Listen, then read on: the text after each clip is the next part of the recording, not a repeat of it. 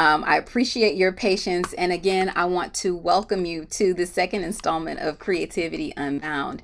So I am so excited to be sharing with you the unveiling of the Skinned Coon Cap. It has been a long time coming, a lot of work, and I'm really feeling very blessed to have the opportunity to share it with you. So let's go ahead and get started. For those of you who don't know me very well, my name is Tracy Brown, and I am an artist and artivist and arts administrator and all these other art related things. I'm a visual griot. You know, a griot in West African tradition is a storyteller, so I use images to tell stories. I'm also a cultural worker in general, so everything that I do is focused on the celebration, preservation, and uplift of Afro diasporic culture, also inclusive of Africa, because obviously people on the African continent move, and the root of diasporic culture is the continent of Africa. So it's where all of our cultures come from, and so I include that in my definition of Afro diasporic. I'm also an artivist, so all of my work has a purpose. But even just by virtue of celebrating myself as a person of African descent and celebrating my culture and having the audacity to document it and speak myself about it, I view that in many ways, given the realities of life, as an act of resistance. So, my work always tells a story and stands for something. I'm also an independent curator, so I curate and organize shows for institutions and groups and also for myself. So right now I am, this artist talk is a result of that work.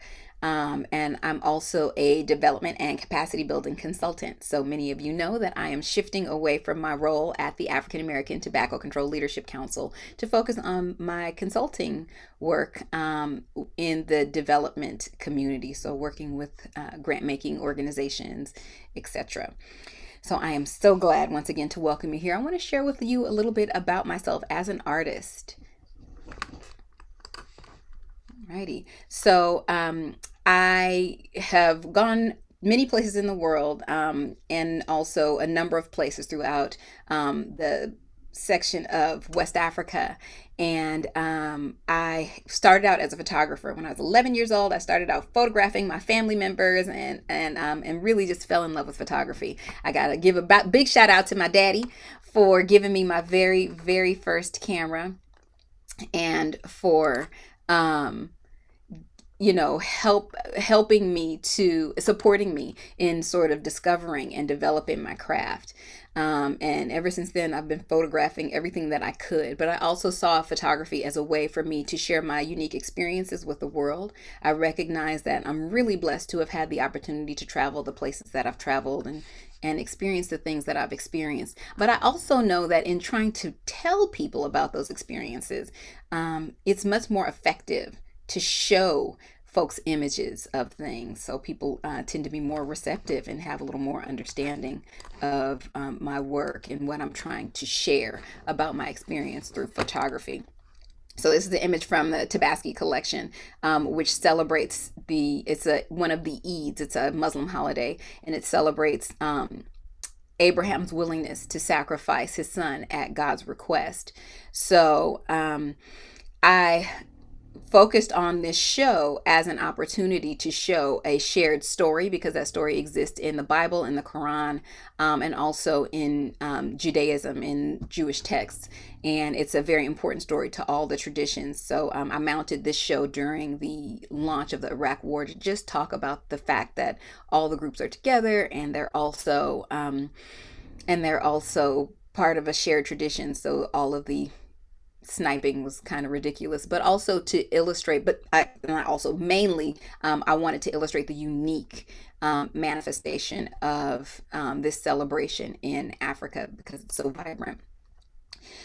These are images from my Bacchanal Beauty series, which explores the participation in West Indian Carnival and other carnivals around the world by women who are of what is believed to be non-standard size, and also women who may be older than folks or society says they should be, dancing around the streets in bikinis.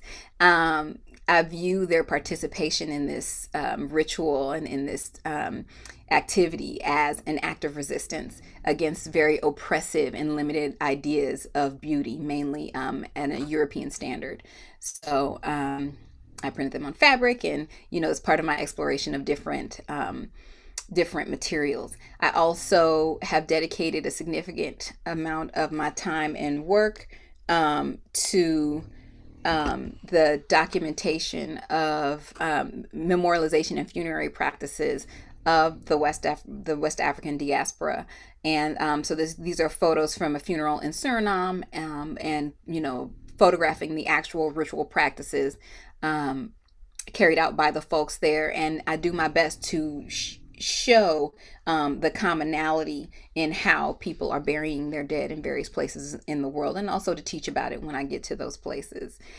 This is also from that same series on solid ground and bended knee. And this is from a funeral in North Carolina. My great aunt, my great aunt Leah, she made her transition, and this was from her funeral. So you can see it on my website, thetracybrown.com, it and other parts of my work, but just illustrating that beauty is very important. The other thing that's also very important to me is teaching about it. So this is one of the students from my class in Haiti, and I taught a class for young people. I had kids from 6 all the way up through their teens, which I did not expect. So, and I'm talking about late teens, like late teens, early 20s, which I didn't expect. But it was a great class, and I also talked to them about visual culture and the necessity for us to document and share our own stories. In more recent years, I've shifted to installations. The funeral photography was very heavy work for me. So I actually had to take a break from photography, which will shock anybody who's known me for a long time, because I was always that person who carried a camera in her purse. But photographing the funerals and photographing funerals of homicide victims, which I did for a great amount of time. I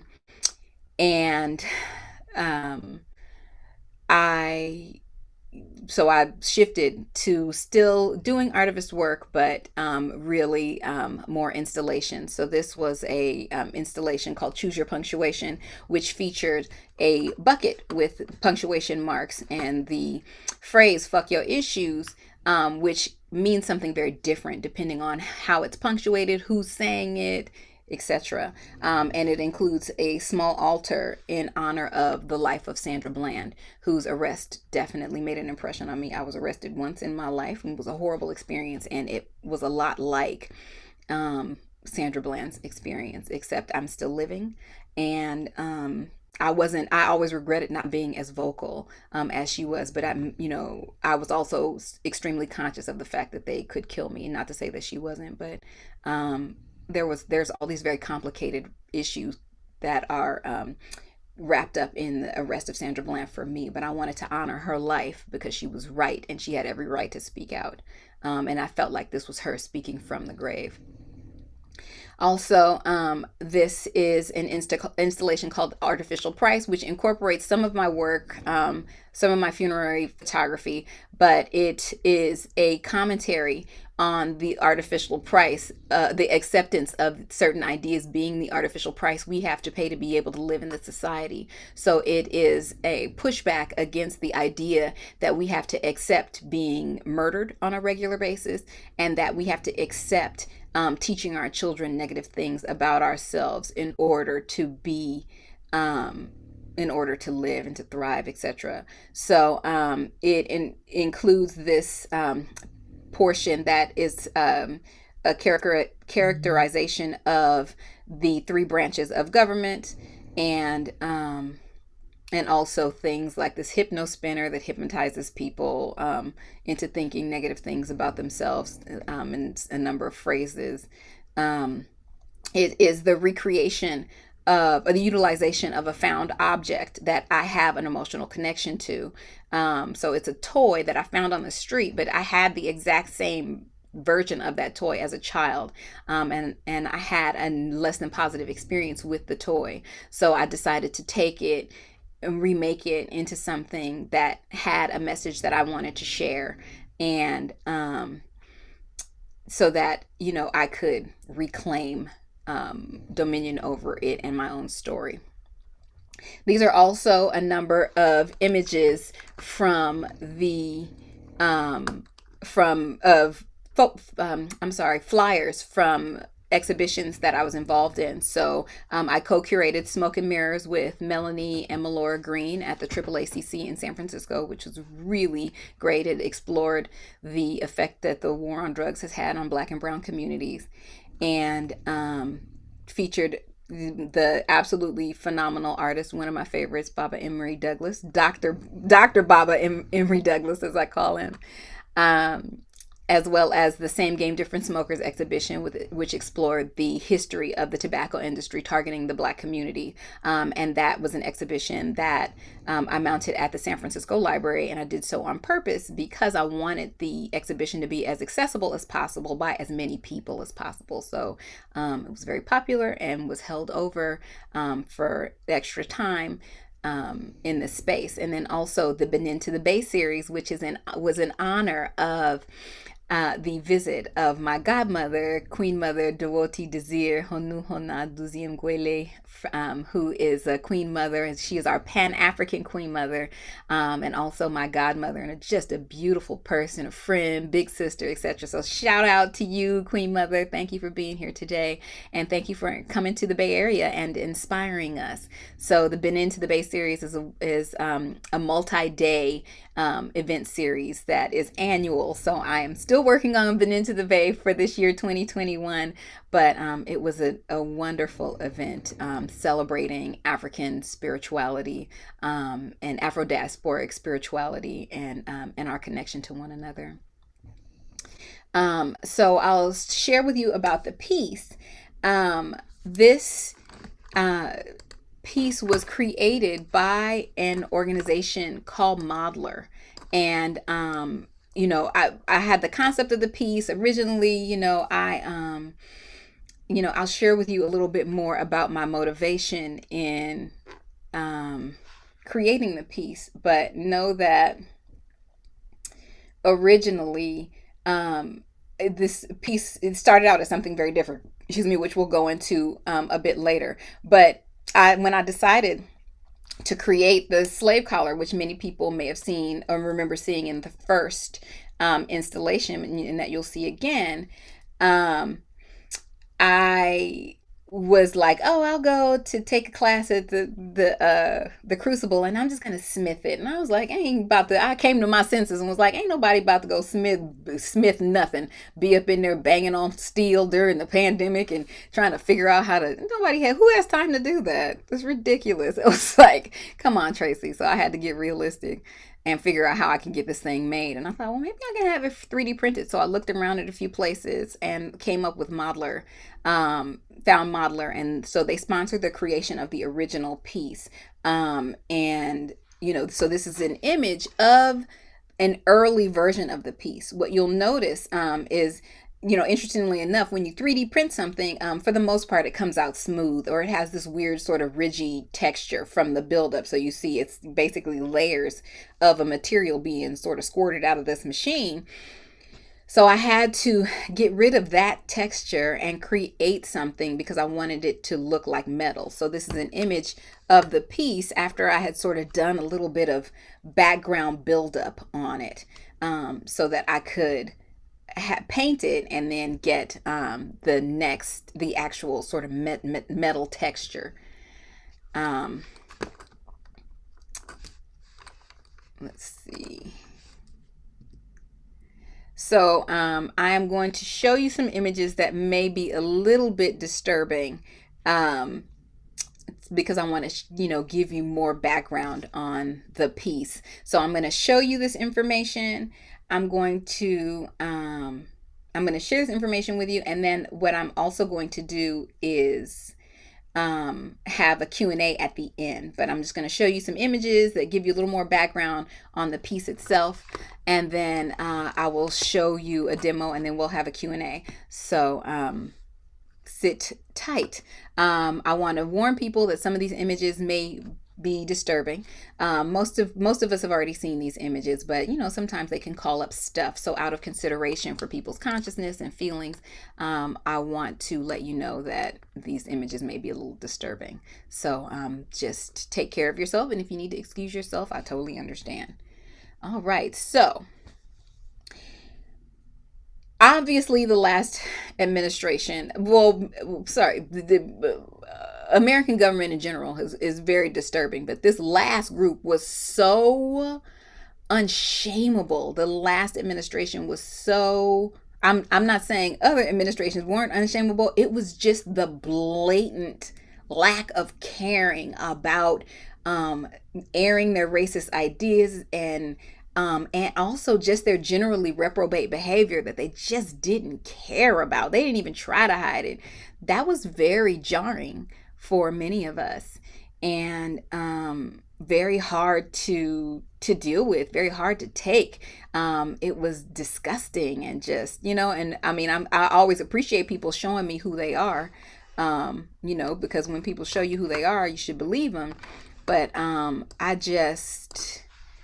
it was too much for me. So in watching it, one of the most disturbing things about it was seeing all the folks who were engaged, who were in groups that this regime directly worked against.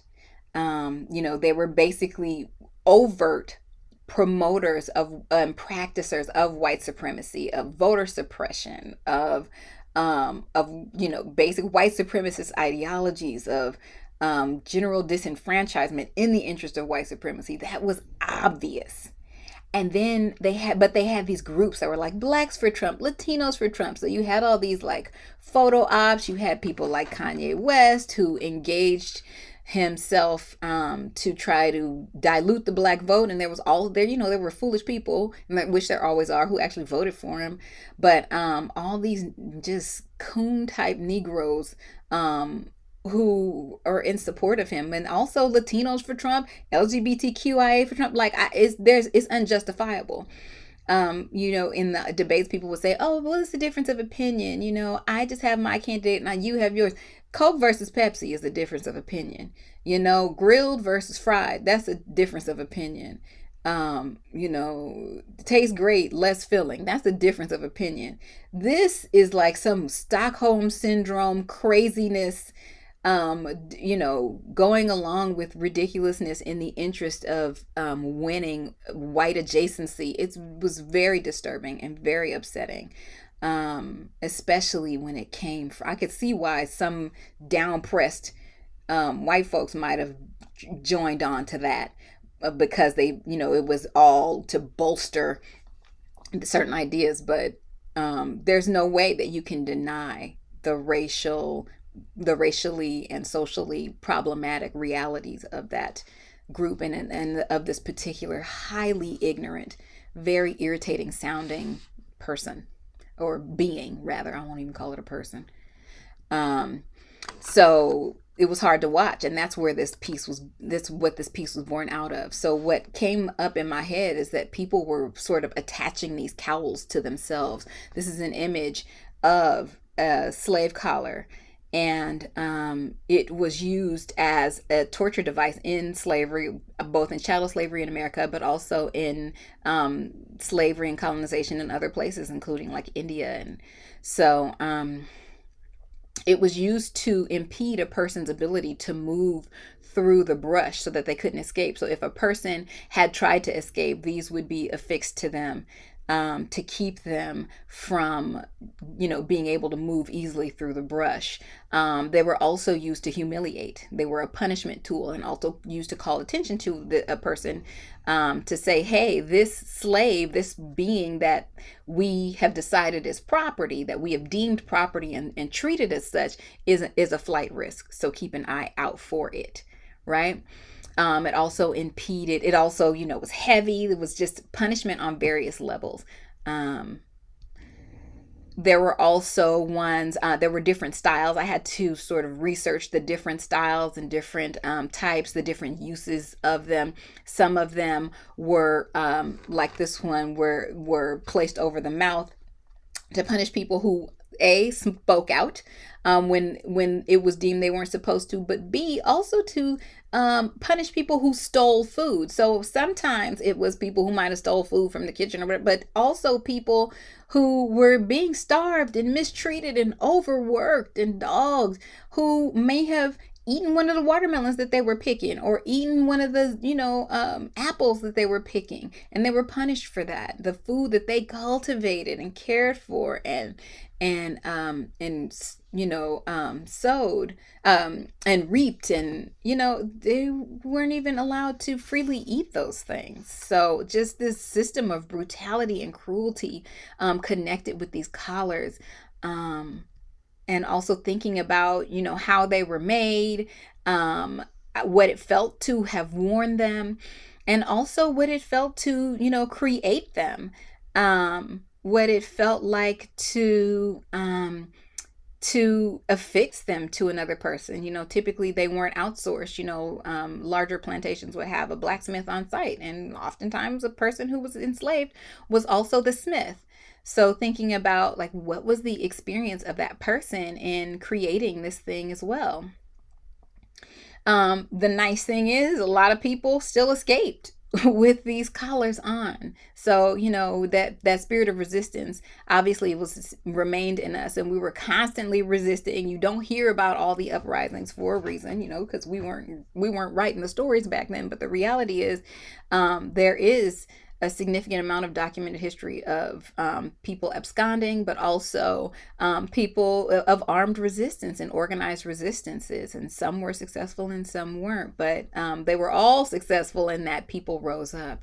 So that's important to note, that even with these collars, people resisted against wearing them, and they said, I am not a slave, I am free, I take my freedom. I don't have to ask for it, I claim it, because I refuse to continue to be held down.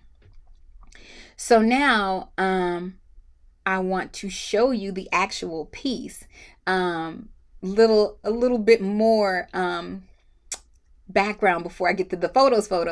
The coonskin cap is the name of the Skinned Coon Cap is the name of the installation. And it, originally it was just going to be a MAGA hat, but a MAGA hat that is an actual coonskin cap. And the tradition of the coonskin cap comes from Davy Crockett, this idea of this hyper masculine dude, and he was the Indian fighter. So they had, Disney had this program, this regular show that was very popular, and Davy Crockett was the settler colonialist that was all about helping to enforce American expansion. So they sold these things far and wide. It was also sort of consistent, these ideas consistent with using what you have. So, folks would hunt, you would hunt raccoons, people would eat the raccoon meat and then make a hat out of the skin. So that's where this whole idea came from. And Davy Crockett was supposed to be one of those hyper resourceful,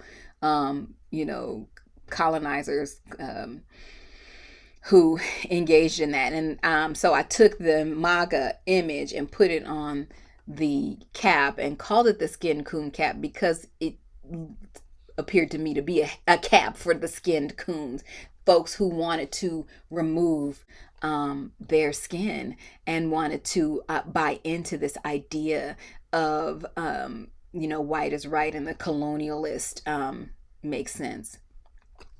Also, the installation itself combines the image of the coon, which was a character that came out of the tradition of minstrelsy. So they were characters that were sort of mutilations of black features, like super, super dark skin, massive red comical lips.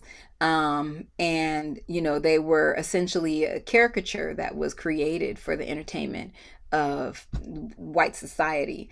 And also the coon has come to be known as a person who sort of dances for the entertainment of mainstream society, in particular the folks around them that are surrounding, that are white people, and not just all white people, but whites who are but any people who are promoting and reinforcing the continued life of white supremacist ideology, which says, you know, automatically, inherently, whiteness is better and white people are better and smarter and more beautiful and more intelligent, etc., etc. So we see various places where these ideas were reinforced.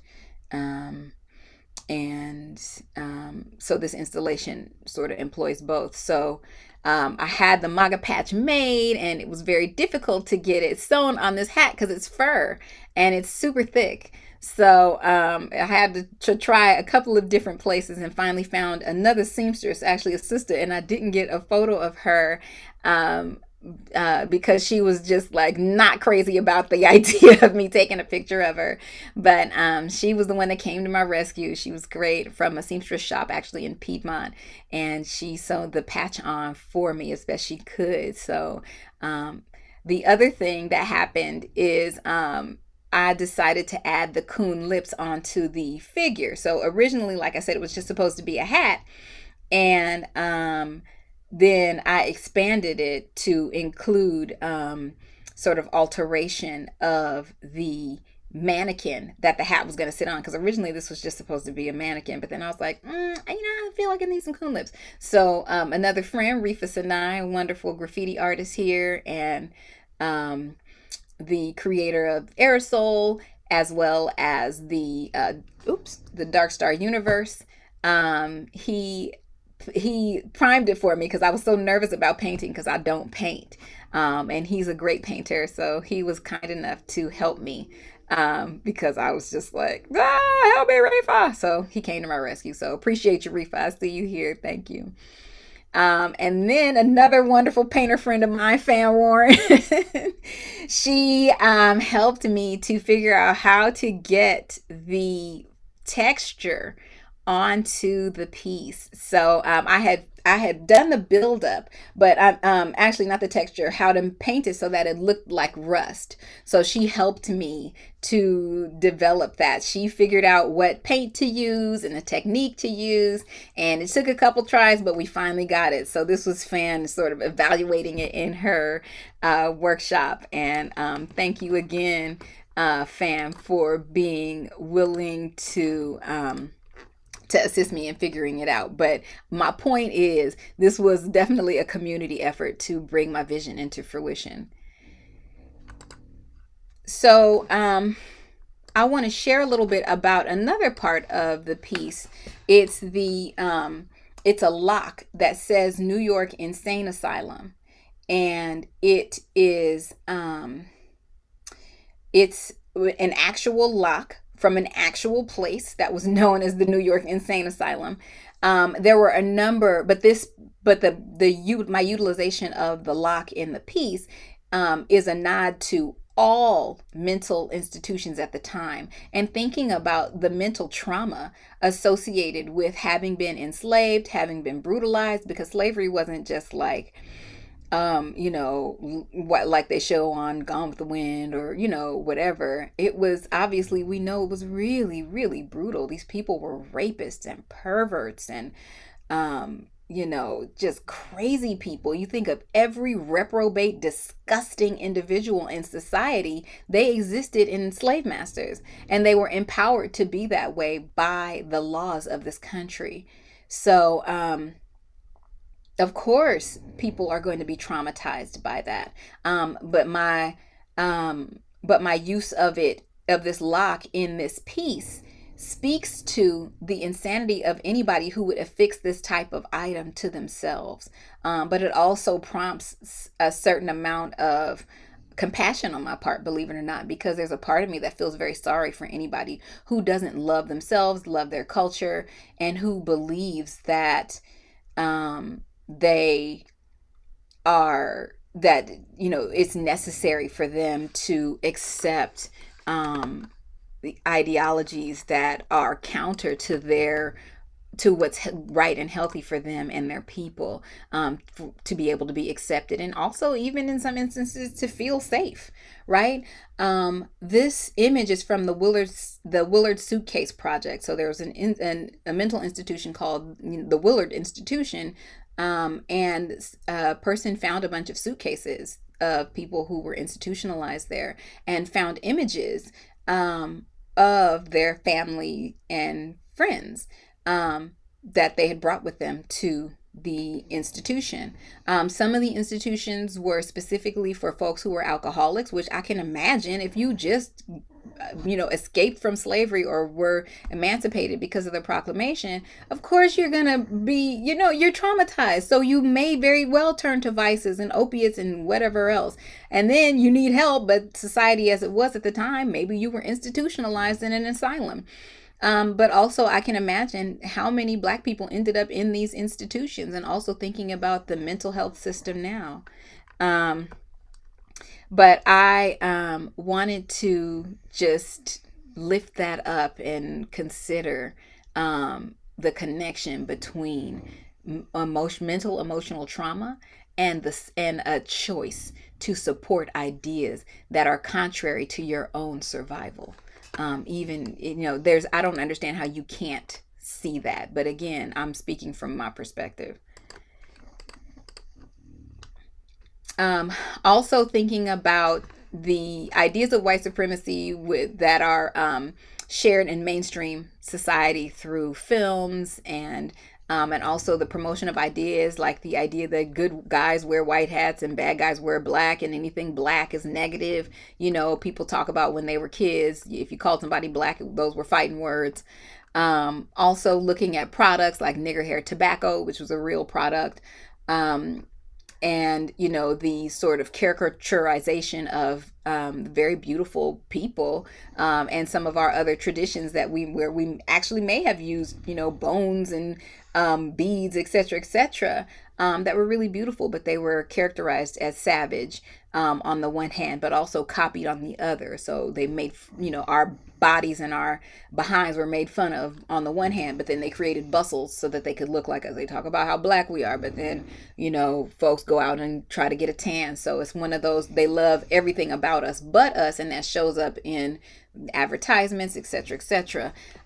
These advertisements were used to promote ideas of white supremacy, white benevolence, white bravery, white perfection, and the black savagery. So not only did these images promote ideas, these ideas of positive virtues of white folks, which succeeded in bolstering some people. The other thing that it did was sold self-hatred to black people. So between what was already being promoted in society, very negative ideas of what it meant to be a person of African descent, being less than human, etc., also people would reject the idea of being connected in any way, shape, or form with Africa or Africans, because these were African savages, and they would collect money at churches for the Hottentots and the savages in Africa, and just promote these ideas that anything African was savagery, and anything black was bad. So once again, I honestly assert that the decision to support ideas that are counter to yourself is connected. So I utilize things like this image and other pieces of metal that I was able to find to sort of give me examples of how to, what type of texture and color to develop for the piece. And then also we had a couple tries, to try to get the texture right and color right. So that was the first iteration.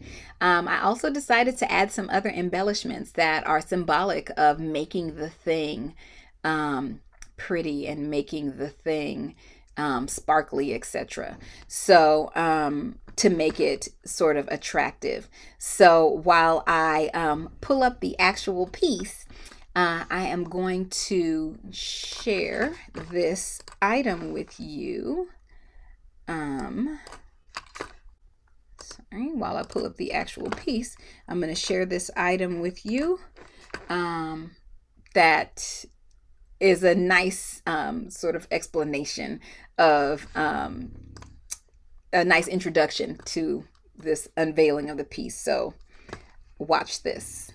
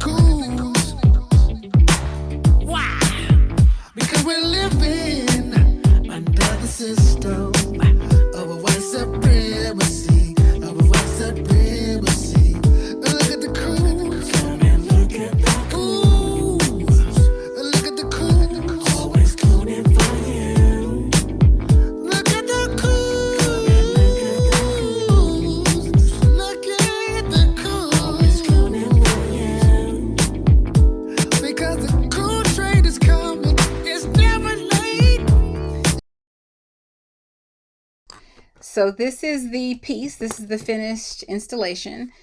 Skinned Coon Cap. It you can see the texture of the image. Or you can see the texture of the image. You can see that the collar has been embellished with rhinestones, and it is the rhinestones say slavery is freedom. So I'll share a little bit from my artist statement. The Skinned Coon Cap is a commentary and on fascism and a form of which is a form of far right authoritarianism, and it points out the reality of folks voting and acting against their own interests. It also is an expression of it's sort of a political tendency that people have, but also a social tendency, because many of the political decisions that we make affect our lives in various ways. So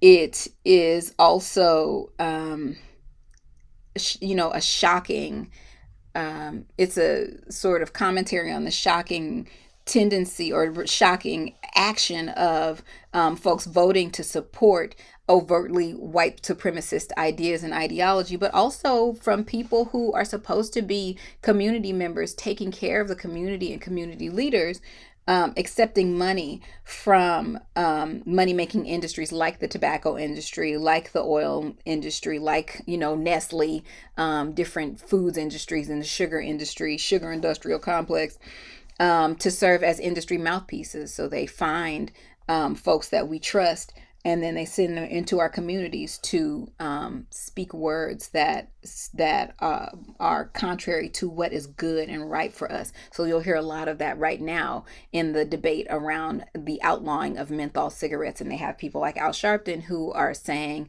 that, they're worried that it's going to victimize Black people, and also that menthol cigarettes are the Black cigarette, even though cigarettes kill. They're just a totally lethal product, and they've been targeting our community with them for many years. It's also an expression, like I said before, an expression of disgust at the self-sabotage and also low self-esteem of people who go along with these ideologies. It's a statement about folks lacking in self-love and also basic instincts for self-preservation.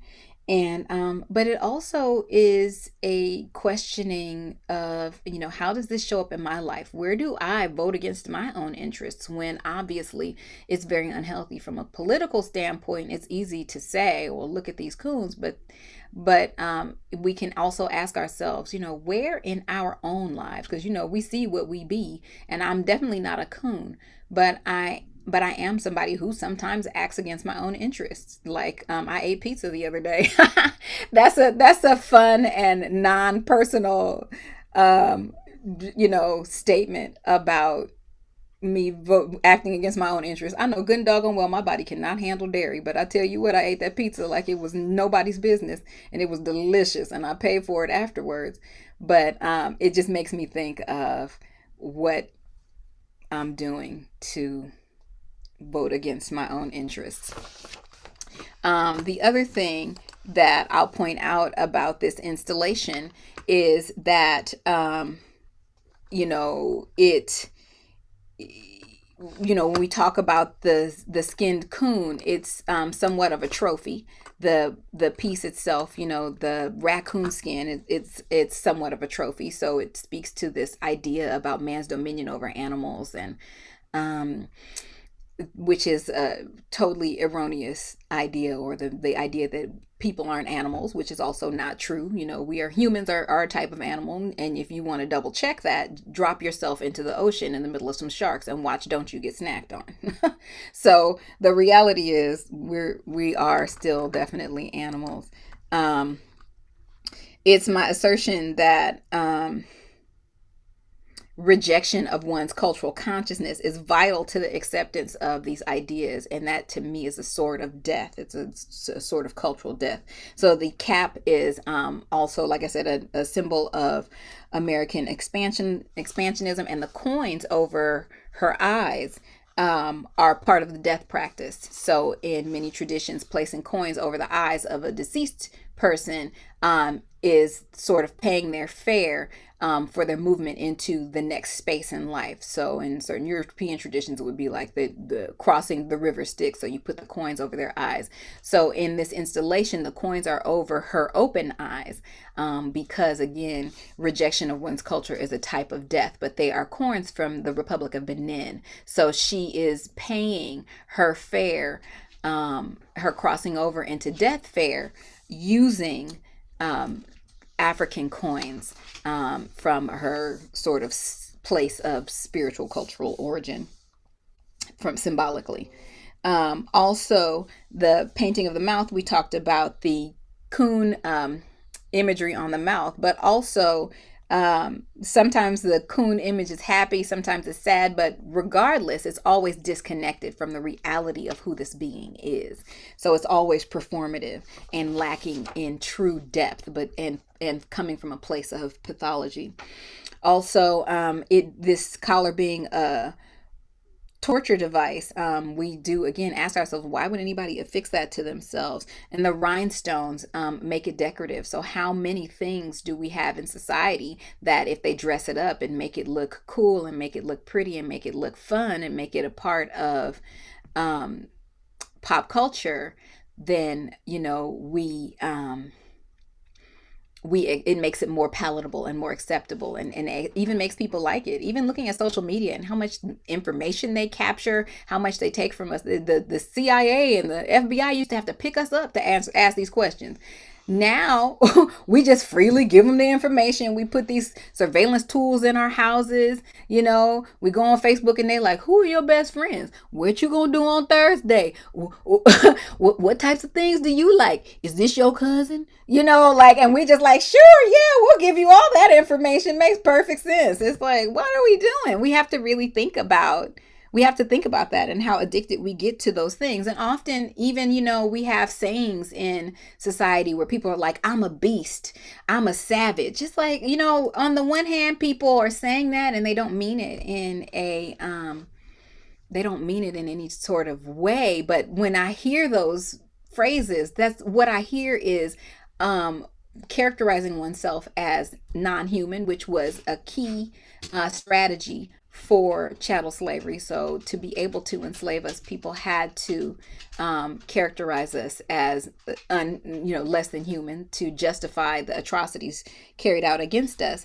But also this whole idea of I'm a savage, and saying, people will say that about themselves when they do something amazing or they work really hard, or and I hear it very differently. And I'm not necessarily criticizing anybody. I'm just pointing out that I don't know that we're hearing exactly what we're saying about ourselves and to ourselves, and even teaching our children.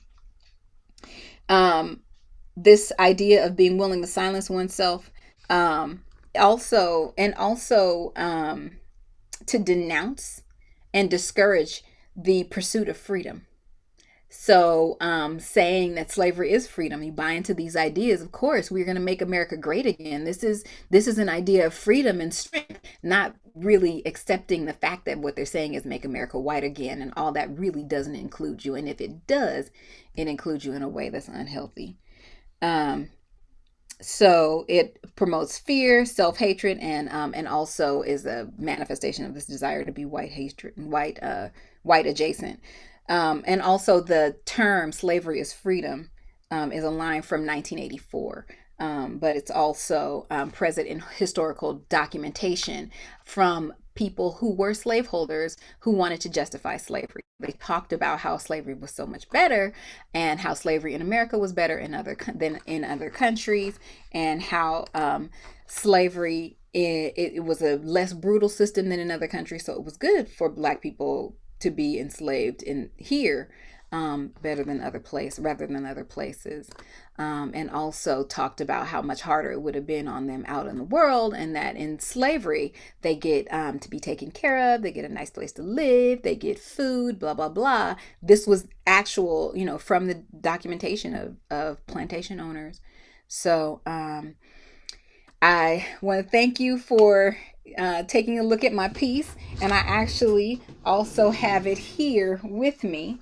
So if you have any questions about it, this is it in person, but the lighting was so much better outside. So I decided to show it to you in the way that I did. But if you would like to ask any questions, I'm going to open up the line and for the Q&A. Just a second. All right. So if anyone has a question, feel free to I do. ask. Sure. Hey, well, I have a comment and a question. Sure. So, your whole presentation has affected me in such a positive, emotional way. Hmm. And I don't want to take up a lot of time, but I just want to say, as an artist, and living in San Francisco, it gets difficult at times.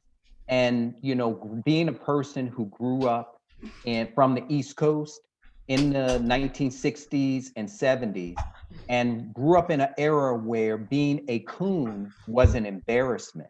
And then watching things shift, particularly, at least I noticed after 9/11, where everything became this whole thing about patriotism and attaching yourself to America after 9/11. And, this whole thing with the police and how they're heroes and everything else, which led us to where we are now, where it became like almost like fashionable to sell out your people. So the fact that you're talking about it is just so important to me to hear, because like I said, there was a period of time I thought I was going to go crazy.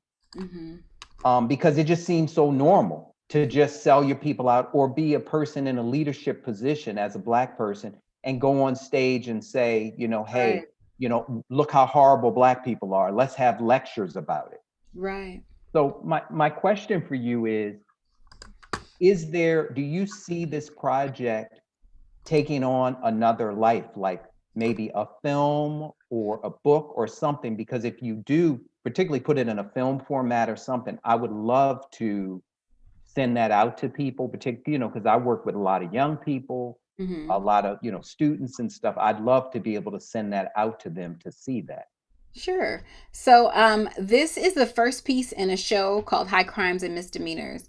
And it is a show that's a broader social commentary on things that should have been prosecuted, but are not, that are often accepted as okay, or even if they are illegal, they aren't prosecuted. So it came up, the content, for the full show actually came up after the January 6th attempt to overthrow the government, and seeing the non-punitive realities of that action and how it's been glazed over.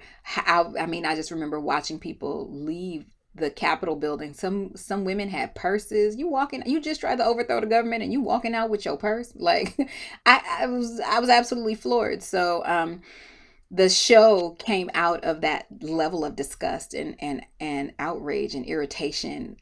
Even though I wasn't surprised, I was still just like, are you kidding me?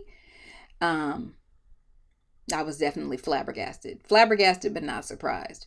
So this piece is the first one in a larger show, and that show touches on themes of police brutality, also something that is more in the last couple of years incorporated into my work, which is tobacco industry targeting in the Black community, and also this sort of political, the coonification and often self-coonification of my people. So yeah, it is part of a larger project, and I will appreciate any sharing that you do about the things that I put forth. And thank you, William. Thank you. It was excellent.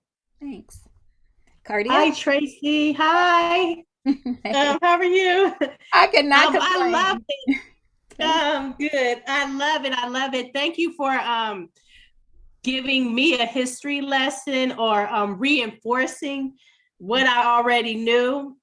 So that was great. And just sharing with us your path, your journey towards creating this piece. And I want to ask, are you planning to share this with a broader audience, or share it again in another event? Yeah, so I'm pulling together a show now. I've shifted in my artistic practice. So previously, I would wait till I found a show, and then I would create a piece to go in that show, which was very artistically lazy. And I have decided to stop disrespecting my craft. I'm shifting my life professionally so that I can spend more time making work. So I have a number of pieces that are currently in production in anticipation of a larger show.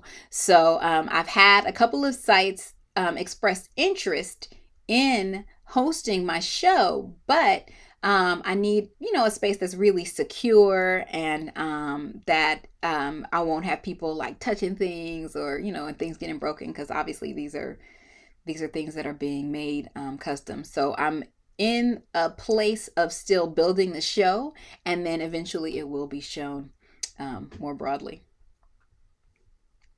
Thank you for asking. And thank you for being here. Thank you. I'm always so impressed with, I've seen your other art, your other pieces, and I'm always so impressed with it, because you just pull it together, and you have a story behind it. And so I really appreciate it, you as an artist. Thank you, Cardi. I appreciate that. Thank you so You're much. welcome. You're welcome. Do we have any other questions? Please feel free to unmute yourself. All I right. don't have a question, but I have a comment. This is Catherine. Hey, Tracy, thank you so much for doing this. You look absolutely wonderful. thank you. I had not thought about the comment that you made in reference to the enslaved being the blacksmith. You know, and I know Charleston is like blacksmith country and what have you. But when you said you wondered what it felt like for them to have to make that as they were making it, to know what it was going to be used for. Right. That was like sending chills up my spine. You know, it's like somebody making a 45 revolver and knowing that their mother is going to be shot with that 45 and what have you. Yeah, excellent Yeah. point. Thank you. Thank you. Thank you. And you know, thinking about that, like what denial people have to be in to be able to carry that out, because you don't have a choice, not necessarily. Maybe you can try to make it intentionally weak, so that they can easily get out of or break it. But the reality is, you're in a position where you're forced to do these things, and sometimes the denial is the only way you can stay relatively sane, that you can stay functionally sane. Which, you know, may also be part of the motivation of folks who are trotting around in MAGA hats today. Yeah, So thank you. you're welcome. Hey, Miss Hi, Tracy. this is Josie. I agree. It was an excellent presentation and a lot of very good points. And I think the two key ones that stick out for me are ones that Kat has just mentioned, how we carry around that baggage with us every day and not even know it. I was having a discussion the other day about a news article where an African-American woman, a social worker, encouraged her clients to become prostitutes and would actually take them on a prostitution run, telling them that they had to make money in order to get their kids back. Lordy. So yeah, it's a news article in Delaware County, and you could Google it, and Oh my God. you have to wonder what type of trauma is going through her head, Right. that she believes that that's the only solution, only option, the only solution to her problem. Right. And the second point is, like you mentioned earlier in reference to the lock, I think one of the things that happened in history for us is that we were told we couldn't read, or not told, it was a law, weren't allowed to read. And the significance of that, I think, passes by a lot of people. It's not just reading, it's writing. Because when you write, you can tell your own story. Right. And the significance of being able to tell your own story is being able to tell the truth about what happened. Right. So even slavery itself, a lot of people think, oh, it was about economics. But no, they would have made more money with the cotton gin. So even slavery itself was more, you have to dig to the core about what it was really about, not just control, but about being able to hide depravity. Right. And even all, you know, many of us who we taught each other to write, we learned how to read and write. You know, we taught ourselves. Many of us, regardless of the law, still did read and write, but it was about, like you said, the like widespread publishing, and also you know, many people told their stories in slave narratives, and you saw also some complicated realities even in those narratives, in the firsthand narratives. But yeah, you're right. You know, thinking about it on different levels is super important. So that's why I applaud you to continue doing that. Continue doing that. Thank you very much. Tasha? Hey, girl. Hey. Listen, Linda. Okay. Just wanted to say the piece is, I don't want to say wonderful. I don't want to say whatever, because again, you know, as an artist myself, we don't want to be making these works, right? We don't want to be making this like this. There's no excitement that really, I'll speak for the eye, that I gain from having to delve this deep into such a tragic lineage, right? However, I recognize the ancestral work that you're doing, right? for the descendants that will come thereafter. So I always want to uplift that in the space. Thank you. One thing that came up as you were talking, one, just looking at the collar is just like, I don't even know how much sage you had to use, you know what I mean, to even be in such proximity to the device. But what I want to offer is that you described with the blacksmith, and someone just brought it back up, around the level of denial that someone would have to have in order to produce, manufacture, make these things that they know will be used on their kin, right? So for me, I want to offer up a different perspective around the compartmentalization, right? I don't even think there was the denial. The the reality was so much in your face. You can't be, you can't close your eyes to that. But I just think there's a level of compartmentalizing, right? That is a survival tool.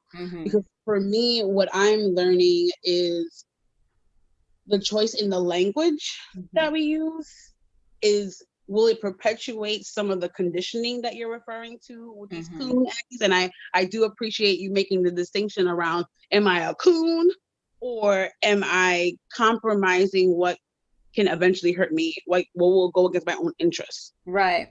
I think honoring the level of complexity and nuance to that is super important. So it wasn't really a question, it was just more of an offering about like, what are we doing? What language are we using to tell these narratives around such a profound experience with work that you're bringing into the ethos? So right, absolutely. And I'm thank you for that. congratulating you, girl. Thank you. I appreciate you. And even, I want to offer up as well in terms of the process of compartmentalization. You're absolutely right. You have to sometimes place things in boxes so that they become manageable. I mean, even if we're trying to carry an armload of stuff, it's often easier if we break it down and put it in smaller boxes, and then we can handle it. And it's my assertion that in that process of compartmentalization, we have to push aside, or even in some ways deny the level of intensity of the brutalization. Because even these collars, like you see the collar on this being right now, it's it's metal looking, it looks clean, but a lot of times people's skin would swell up around it, get infected. People were being impeded from the ability to eat. So yes, on the one hand, there's compartmentalization, but to be able to actually compartmentalize, it's my assertion that people had to tell themselves, you know what, I can't think about this, or they have to say, well, it is what it is, or et cetera, et cetera. So it's still my assertion that there's some denial, sort of caught up in that process. But again, I appreciate your sharing. Harriet? Yeah, my comment has to do with your own dealing with your own emotions as you were developing this, as you were finding people who could support you. And when you talked about the insane asylums, and we talk about generational trauma, and it really came, when you made that association with the insane asylums. Right. Because of course we have all kinds of places where we put people who are not following the norm. Right. And, there are very few of us who who have the luxury of dealing with Black therapists, who have often been trained in white institutions. So I just want to applaud you on your own emotional health, going through this process that will be continuing, because you said this is only one piece of something else that, something more that you are doing. I think it's very, very significant. And for me, it really points to the generational trauma. Right. And Right. I agree. significant it is that we look to a healing process that is culturally relevant. Right. Right, absolutely. And part of that process for me is reclamation of these images and these items and saying, I'm taking this and I have dominion over it and this is what it is. And I'm going to tell you what this is and what I see in it.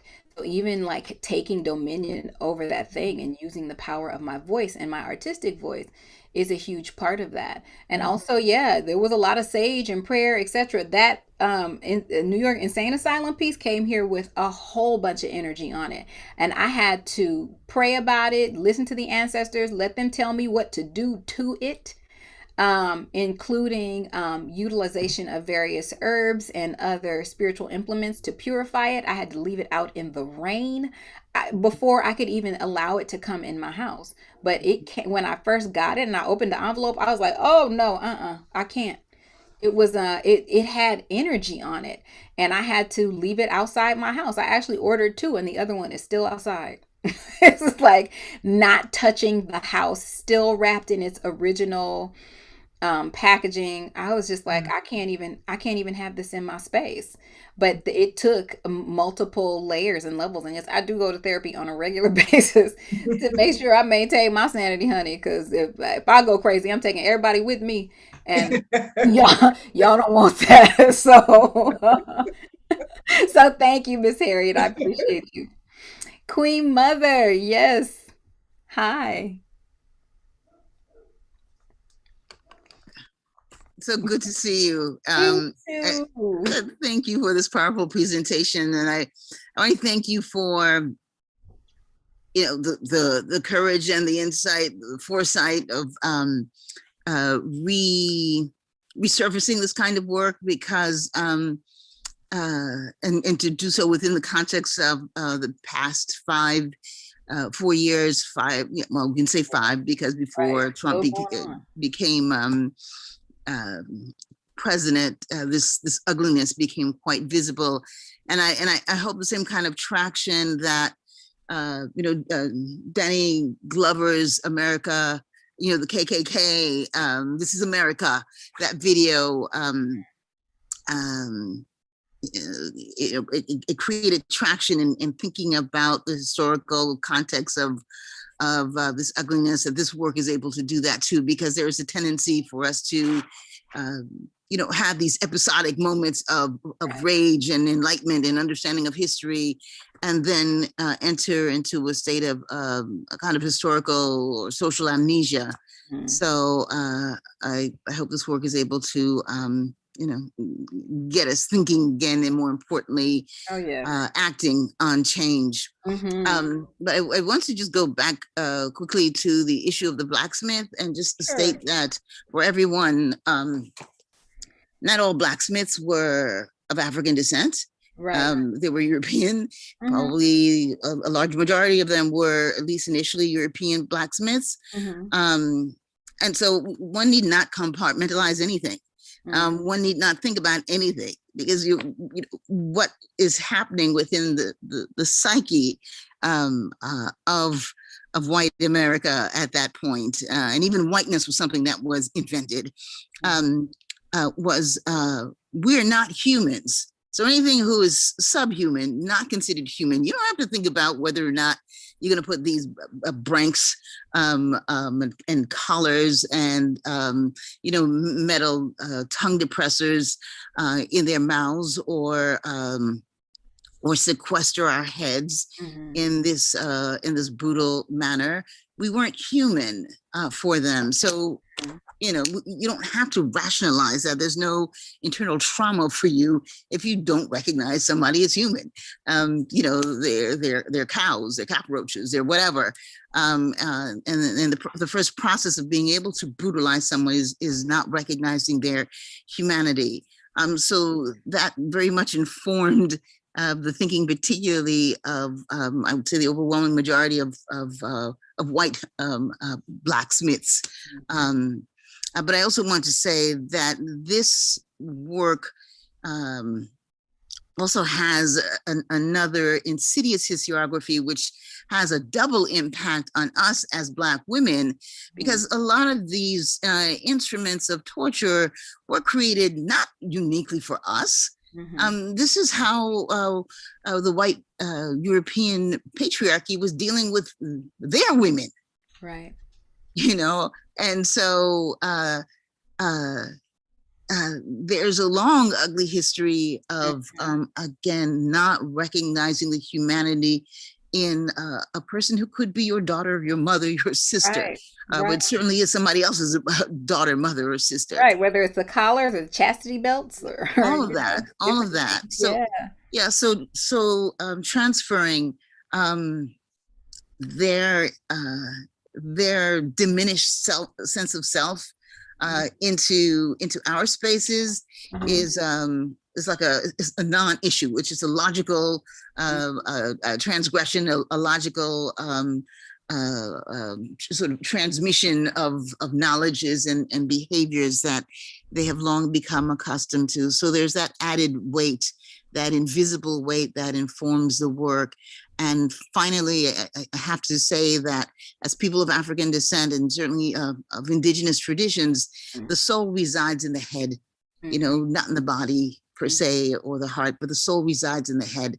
So entrapping our oris, entrapping our metets, you know, the spiritual guardians of our heads with these instruments is you know, even metaphysically dangerous and traumatizing for us. So protect yourselves and protect yourself, my goddaughter. But we, you know, but it's also in being able to confront and face this ugliness that we're able to move forward and strengthen ourselves and find sustainable, meaningful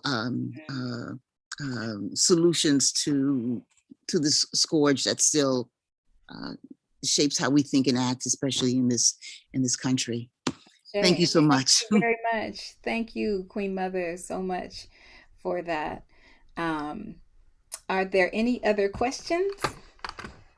If there are no other questions, then I want to thank you for coming, because I think we're about at our end time, actually. So we are ending right on time. Who says Black folks be late? We actually have about 4 minutes to spare. So, so again, I want to thank you all for sharing this time with me. And please keep your eye out for the next installation in the next road. And I'll let you know as soon as the show place and time, etc., are planned. Thank you again for your time and for joining me today. And I hope you have a blessed and wonderful rest of your weekend.